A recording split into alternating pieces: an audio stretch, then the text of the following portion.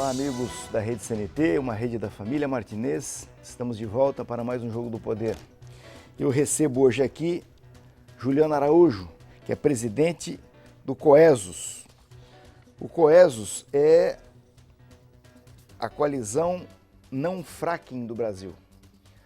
Portanto, o tema da nossa conversa hoje é fracking. Mas antes de a gente entrar nesse tema e vocês saberem o que é o fracking, eu tenho que ir a Brasília para ouvir as notícias da semana com José Marcelo. Olá, eu sou José Marcelo Santos, direto de Brasília, com o resumo das principais notícias da semana. O governo se prepara para um segundo semestre difícil no Congresso Nacional. As chamadas pautas bombas e medidas pendentes do ajuste fiscal vão exigir muita negociação com os partidos da base aliada. O Senado precisa votar o projeto que reduz a desoneração da folha de pagamento das empresas. Outra proposta de interesse é a que prevê a repatriação de recursos, aquele dinheiro que está no exterior. Na lista estão também a correção do FGTS, a redução da maioridade penal e o salário das carreiras da Advocacia Geral da União. Estudantes recorrem à justiça para garantir o cumprimento das cotas raciais em concursos públicos. Eles acusam o governo de usar brechas na lei para deixar de fazer a reserva de vagas. A lei que reserva 20% das vagas de concursos públicos para negros e pardos em vigor há pouco mais de um ano é polêmica. Alguns alunos defendem a política de inclusão racial. Outros acreditam que elas aumentam ainda mais o racismo. A falta de critérios claros na aplicação da lei tem aberto brechas para que editais de concursos públicos sejam questionados na Justiça. Um dos problemas é o fracionamento das vagas segundo a área e a lotação. A lei prevê a reserva de cotas quando há mais de 3 vagas oferecidas. Para tentar contornar a crise e a baixa popularidade, a presidente Dilma Rousseff busca uma agenda positiva e anunciou na terça-feira, como novidades, projetos antigos. Ela anunciou o Dialoga Brasil. A plataforma nas redes sociais Twitter e Facebook vai apresentar 14 temas e 80 programas prioritários do governo para que a população faça sugestões de melhorias. O Planalto promete responder em novembro às 3 propostas mais apoiadas de cada programa. Manifestantes da CUT fizeram um protesto em frente ao Ministério da Fazenda contra a política econômica. A entrada principal do prédio foi fechada. As caravanas vieram de diversas partes do país. A CUT reclama que o plano econômico da então candidata Dilma Rousseff era de investimentos em áreas sociais e não de cortes. E o ministro da Fazenda, Joaquim Levy, minimizou o ceticismo do mercado e disse que a turbulência do câmbio é passageira. Em palestra na Escola Fazendária em Brasília, o ministro disse que o país vive um momento de reforço das políticas fiscais. Ele voltou a defender as medidas de ajuste como essenciais para o desempenho da economia. Eu vou ficando por aqui, mas estarei de volta na semana que vem. Até lá! Retornamos aos estúdios da Rede CNT para a sequência do Jogo do Poder de hoje com Juliano Araújo, que é o presidente da Coesos, Coalizão Não Fracking do Brasil. Boa noite, obrigado por ter aceito o convite para vir aqui. E eu queria perguntar para você o seguinte, para que a primeira vez que eu estou ouvindo falar disso é agora, hoje, com esse nosso bate-papo aqui. O que é fracking? Pois é. Essa é uma pergunta que nós ouvimos desde o final de 2013. O que é fracking? Por que isso impacta a nossa vida, a nossa economia? E no caso aqui do estado do Paraná, mais de 3 milhões de paranaenses estão em risco por causa dessa tecnologia. O fracking é o fraturamento hidráulico do folhelho perobitubinoso, onde você tem camadas no subsolo, aproximadamente 600 metros até 1.000 metros, para retirar o gás metano. Ou seja, você insere na rocha muitos milhões de metros cúbicos de água, vários detergentes e produtos químicos esses que... Para aquecer? Para explodir, para fraturar, por isso Certo. que é fraturamento hidráulico. Então, fracking é um nome em inglês, usado como uma técnica minerária no planeta inteiro, para o fraturamento hidráulico. E esse fraturamento, essa explosão, ela gera o gás? Gera o gás, ou seja, você recupera parte dessa água que é incidida no subsolo e retira o gás para diversos usos. Pegando um exemplo assim, grosseiro, eu já assisti reportagem de pessoas que ligam a torneira e acendem Isso, com um isqueiro. isqueiro e fica saindo fogo ali daquilo ali, é um gás que está saindo ali. Agora, não é em virtude do processo de fracking, deve ter, por alguma razão, o gás está brotando. Então, o fracking você vai recuperar através de medidas de mineração parte desse gás. Mas esse fluido hidráulico, esse fluido que nós chamamos de flowback, ele continua e permanece... Que é o que se injeta se lá. injeta no subsolo. E ele vai ficar lá por dezenas de anos. É um agente poluente, altamente poluente. Causa câncer, causa danos neurológicos terríveis e causa uma série de acidentes ambientais severos. Por exemplo, nos Estados Unidos, Rocha, você tem dezenas e centenas de casos de explosões de residências, contaminação de milhares e milhões de pessoas por esse fluido hidráulico que é tóxico. Eu ia justamente falar disso, porque até onde eu vi, os americanos adotaram em larga escala essa tecnologia, mas em regiões mais afastadas, desérticas. Isso. Coisa que nós não temos no Brasil. Nós vamos fazer isso aqui em regiões como Cascavel, se colocou aqui. Toledo, que de altíssima capacidade de produção de alimento para o mundo todo, né? Não só para o Brasil. Essa que é a contradição. Os americanos podem fazer no deserto, agora nós vamos fazer em casa. Isso, a contradição é o seguinte, aqui nós temos bilhões de metros cúbicos de água subterrânea. Essa água abastece hoje aproximadamente 35% toda a população do estado do Paraná. E, é claro, a parte dessa água é usada para a produção agrícola, de suíno, de avicultura, de irrigação. Se eu deixo que essa técnica seja realizada no oeste do Paraná e em outros 14 estados brasileiros, nós estaremos contaminando essa água, a água de superfície e a terra. Automaticamente nós entraríamos aí numa crise hidráulica e numa crise alimentar, até porque se eu faço uso de um alimento numa área de produção do uso dessa técnica minerária que é o fracking, que é o fraturamento hidráulico, eu estarei exposto a uma série de doenças, a uma série de complicações. No caso dos Estados Unidos, são desertos onde você não tem água subterrânea nenhuma, não existe população, não existe produção agrícola e, é claro, não é o caso aqui do estado do Paraná e de outros estados brasileiros, em que a nossa coalizão nacional, que tem aí dezenas de sindicatos patronais, sindicatos de trabalhadores, a academia, a ciência nacional e ONGs, na luta desse enfrentamento por essa praga que chamamos de fracking, essa invenção de produzirmos num país rico em sol, rico em energia eólica, temos aí até mesmo o pré-sal, autonomia de óleo e de gás, colocando em risco a nossa vida, a nossa saúde, a saúde de todos os brasileiros. Quais são os maiores, os países que mais praticam essa tecnologia no mundo? China, Estados Unidos e Canadá. Mas temos um exemplo. A França proibiu o fracking. Diversos estados onde você tem alto desenvolvimento tecnológico e que primam para a segurança dos seus cidadãos e a segurança alimentar e a segurança hídrica, automaticamente proibiram o fracking nos seus congressos. Infelizmente aqui, no finalzinho de 2013 e agora em outubro de 2015, teremos um novo leilão da Agência Nacional do Petróleo, leiloando blocos do folheto perobetubinoso, colocando em risco, mais uma vez... Você falou da China, do Canadá e dos Estados Unidos. Os Estados Unidos nós já vimos regiões desérticas. Isso. A China nós sabemos que chove ácido.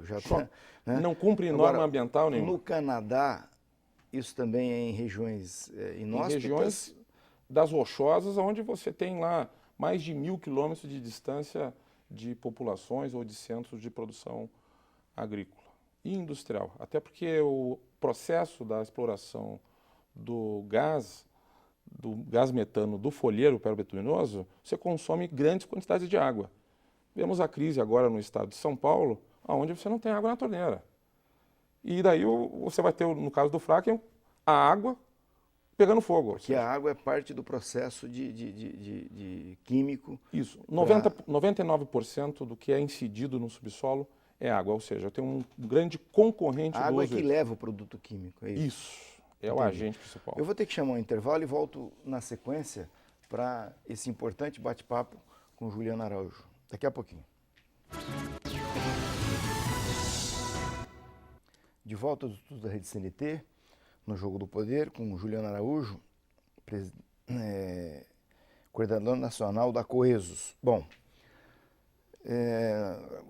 qual é o motivo, a razão econômica que leva um país a optar por essa tecnologia de exploração de gás? Você falou aqui, começou a falar dos Estados Unidos, e, aliás, falou aqui de que o Brasil tem N alternativas energéticas e daí dá para presumir que você está dizendo o seguinte, que o Brasil não tem por que fazer isso. Né? Agora, por que os americanos começaram a desenvolver essa tecnologia, os chineses e os canadenses? Qual a razão, qual o motivo para que eles tenham criado esse risco ambiental em troca de gás? Há dois grandes motivos. Um é a especulação financeira, ou seja, eu crio um novo mercado, uma nova energia, faço a venda de ações, de debêntures dessa energia que está teoricamente no subsolo, não coloco na conta o custo de saúde, o custo de produção agrícola, os diversos custos ambientais e, em especial, o custo climático que hoje assola o planeta inteiro, inclusive o nosso estado, recentemente com mudanças de temperatura e que causa danos bilionários. Um é a especulação e o outro eles não têm alternativa nenhuma. Eles esgotaram todas as suas matrizes energéticas. No caso do Brasil, não. A capacidade de geração de energia eólica, energia solar, energia hidráulica, energia de biomassa, que hoje temos aí a agricultura produzindo grandes quantidades de dejeto da suinicultura, da avicultura, para você produzir biogás, que não vai causar dano ambiental algum. Portanto, a matemática é a seguinte: no caso brasileiro, temos grande disponibilidade de matrizes energéticas sustentáveis, de energia limpa, de energia verde, e passo a uma invenção do fraturamento hidráulico, que é o fracking, que causa danos e risco. Recentemente, no Congresso Nacional, realizamos uma audiência pública, ouvindo o funcionário da Agência Nacional do Petróleo e disse: nós temos que assumir riscos. Estava lá defendendo o interesse dos brasileiros e disse: nós não temos que assumir esse risco. O risco de não termos água, de não termos produção agrícola, da matriz principal do nosso país e com uma diversidade energética da qual temos, não faz nem sentido nenhum. Agora, no caso, voltando aqui ao caso dos americanos, recentemente eu li muitos artigos na imprensa europeia e artigos relacionados com as atividades da China, da Rússia, dos países produtores de petróleo e da Venezuela, esse movimento dos americanos de criar alternativa e de criar condições, um instrumento que pudesse segurar o preço do petróleo. Né? E aí nós ouvimos muito falar em exploração no território americano de gás e de petróleo a partir do xisto. Essas duas coisas têm relação com isso que nós estamos falando aqui, com o fracking. Tem relação. Você tem várias técnicas para explorar. Uma é o shale gas, onde nós temos aqui um exemplo aqui em São Mateus do Sul, no estado do Paraná, em que você pega a rocha, faz o cozimento dela e retira. Extrai a rocha, do subsolo. E faz o cozimento dela aqui em cima, na superfície. E isso traz baixo impacto, porque o xisto aqui, no caso de São Mateus, ele está quase na superfície. Ao contrário do folhelho, que está em profundidades mais profundas, é onde eu tenho que incidir grandes quantidades de água. E aí faz o processo lá embaixo. Isso. E cria, inclusive, terremotos. Não há exploração do folhelho do xisto para a técnica do fracking sem que ocase sísmica. Então, por exemplo, em todas as regiões em que você tenha hoje cidades ou a produção da aquicultura, eu não posso ter nenhum tipo de tremor de terra. Do contrário, eu causo impactos ambientais e impactos na produção de forma significativa. As cidades americanas, por exemplo, hoje, que têm em torno de 20 a 30 terremotos artificiais gerados pelo fraturamento hidráulico. No caso deles, foi uma escolha do governo, porque eles não têm eles não têm alternativa. Ainda assim, diversos estados americanos proibiram o fraturamento hidráulico devido ao risco ambiental, o risco à saúde. A exemplo do estado norte-americano de Nova York, O Estado de Nova York proibiu o fraturamento hidráulico em benefício à garantia do abastecimento de água à sua população. Bom, do ponto de vista econômico, como é que está essa atividade nos Estados Unidos? Ela foi apresentada como Um novo oásis. Um novo oásis. E daí? Como é que está isso hoje, no cenário atual?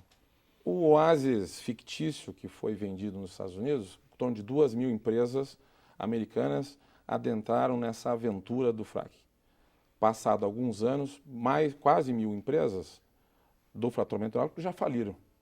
Por quê? Porque não há capacidade de manutenção de uma unidade minerária. Eu perfuro uma sonda, consigo explorar economicamente por 1 ano e meio, 2 anos e abandono aquela unidade de mineração. Portanto, não há sustentabilidade nem sobre o aspecto da técnica, quanto dizermos sobre a sustentabilidade econômica. É, como eu já disse, uma bolha de exploração, onde eu reduzi o preço do petróleo e, é claro, eu uso isso como uma arma hoje no caso dos Estados Unidos. Não é o caso brasileiro, não é o caso de dezenas de outros estados europeus que proibiram o fraturamento hidráulico. Pois é, eu conversei com o senador Requião sobre esse tema também, e ele disse o seguinte, que ele está presidindo agora o Euro Latino-Americano, o Parlamento Euro Latino-Americano, e houve uma tentativa de aprovar isso no Parlamento Euro Latino-Americano, e ele sustentou que ele tinha apresentado um projeto justamente para proibir.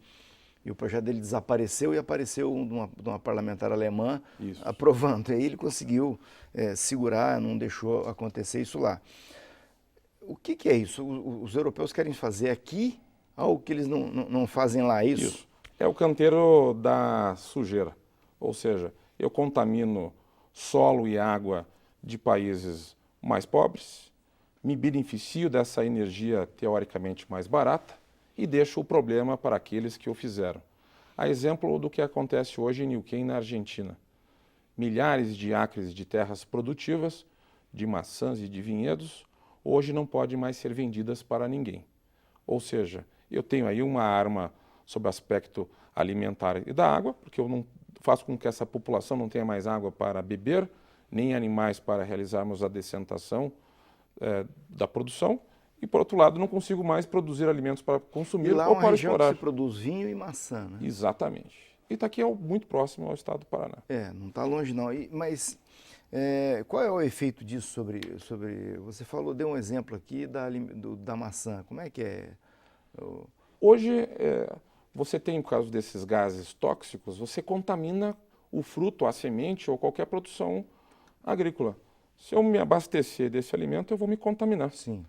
Então, o que acontece? A Europa hoje proibiu a importação desse vinho, a importação dessas maçãs, dessas regiões onde há a exploração do fraturamento hidráulico. Você falou que corta uma maçã e ela não apodrece aí? Não, ela dura, Rocha, 60 dias. Não existe nenhuma maçã natural de produção de um cultivo doméstico, de um cultivo tradicional, que eu parta com uma faca e ela não vai apodrecer por 60 dias. Isso acontece pela quantidade de produtos tóxicos e químicos que estão nela. E esses produtos de Neuquén, a exportação para a Europa está proibida. Quem proibiu isso? O próprio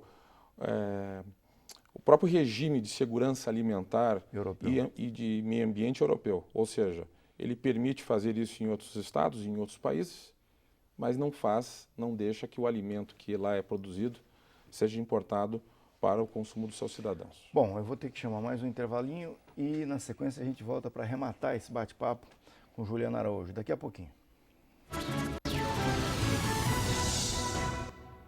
Voltamos aos estudos da Rede CNT para a sequência do Jogo do Poder de hoje com Juliana Araújo. Bom, nós falamos quase que todo mundo e como é que o parlamento brasileiro, o Congresso, permitiu que uma coisa dessa passasse, algo que merecia uma discussão muito profunda, uma reflexão muito profunda. Como é que isso passou no nosso Congresso? Já está aí o governo, a ANP, fazendo leilões para aplicação dessa tecnologia.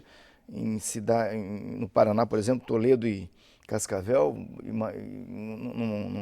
numa região que atinge 135 municípios. Como é que isso aconteceu e como é que está a luta para reverter essa situação?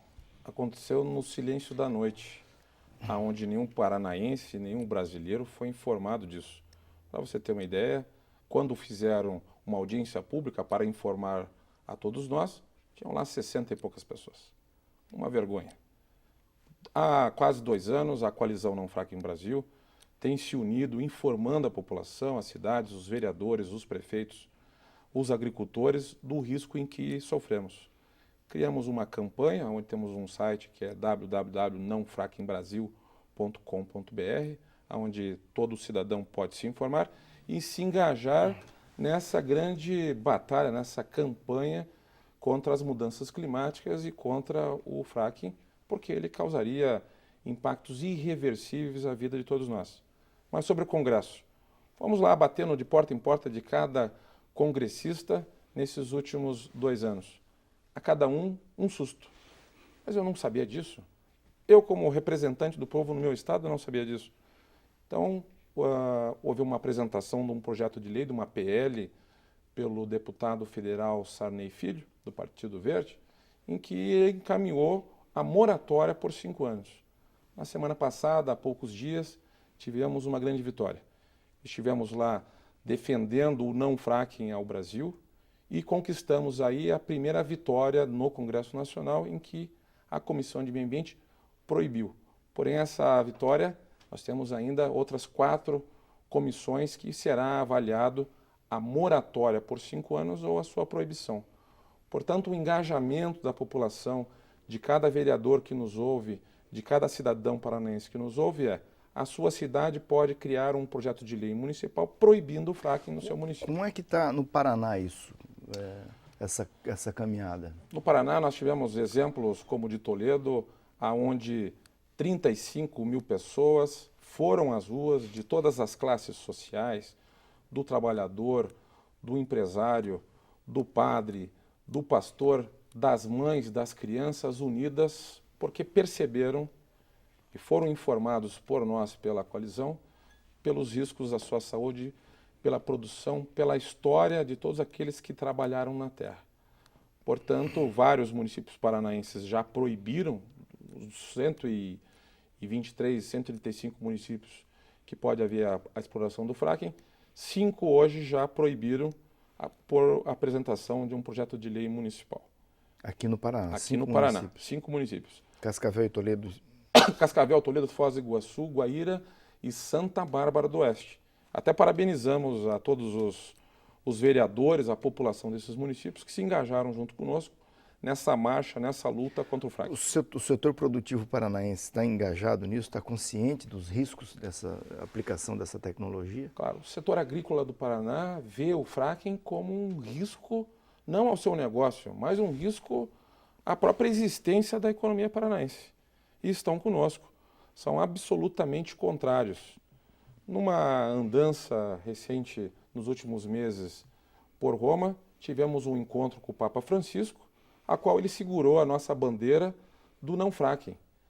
Recentemente, pela encíclica papal, onde fala sobre as questões sociais e ambientais, o Vaticano foi claro, nós não queremos o fracking.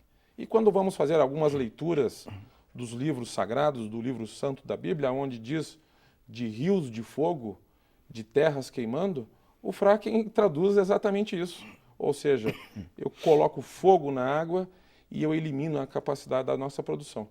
Ou seja, nós temos um momento de chamamento da população do estado do Paraná, de todos aqueles que ainda não sabem desse nome estranho, desse nome esquisito, chamado fracking, mas o fracking a gente pode traduzir de forma muito simples. O fracking mata. O fracking, ele destrói as possibilidades de termos uma vida comum, daquelas dos nossos pais, dos nossos avós e da continuidade daquilo que tanto prezamos. Portanto, convido a você, a todos nós que estamos no estado do Paraná, um grande estado produtor, de dizer não ao fracking, porque do contrário, teremos aí... Tem alguma iniciativa na Assembleia Legislativa? Porque a Assembleia poderia proibir isso aqui no Paraná. No Paraná, nós temos um projeto de lei apresentado pelo deputado Rasca e assinado por outros deputados, que foi recentemente reencaminhado dentro da Assembleia, e agora em agosto estaremos realizando mais uma audiência pública na Assembleia nesse sentido de proibir aqui no estado do Paraná. Nós não precisamos dessa energia do estado, traria danos econômicos e danos à saúde irreversíveis, e a questão ambiental, então, Pois é, do ponto de vista da economia do Paraná, o que isso representaria? Teria algum significado maior para nós produzir esse tipo de gás? Nós já temos o gás boliviano que vem aqui fácil. Não necessitamos desse gás, Rocha.